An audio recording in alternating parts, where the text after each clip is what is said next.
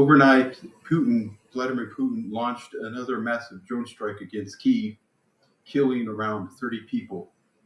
The, the war in Eastern Europe continues to rage and has been escalating in the past couple of weeks.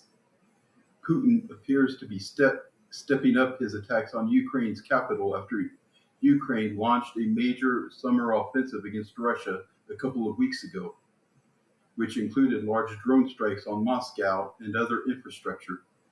Ukrainian President Volodymyr Zelensky said that, quote, the attack was specifically designed by the Russians to cause maximum damage.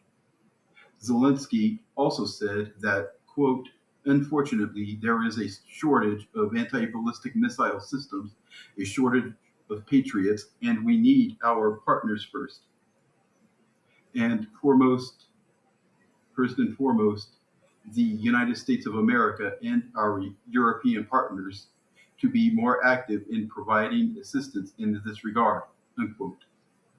According to the Kyiv Metro, approximately 52,000 Kyiv residents, including around 4,500 children, spent last night sleeping in the city's subways, a callback to the Nazi blitz on London in 1940 during World War II, when civilians were forced to sleep in the subways to escape the German air raids and bombs.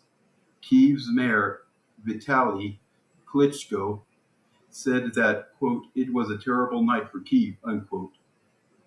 Overnight, yesterday, the Ukrainian military said that it hit one of Russia's major oil refineries in Kistovo, and which is about a few hundred miles east of Moscow. Ukraine's military also said that it hit a railroad bridge over the Donets River, which it claims was being used by the Russian military for military activities. A Russian command and observation post in Kharkiv was also hit. The Russian Defense Ministry basically confirmed the Ukrainian strike by claiming that they intercepted and destroyed 327 drones that were launched from Ukraine. Russia confirms that its latest strikes targeted military and energy infrastructure into the Kyiv and the Dnipropetrovsk, Poltava, Cherkasy, and Chernihiv regions. However, Ukraine said that most of the damage sustained was to civilian infrastructure and to residential buildings. For my own personal take, we need to remember that people are still dying in Ukraine and the war is still going on. We also need to remember that Putin was the one who started the present war, which has, with his invasion of Ukraine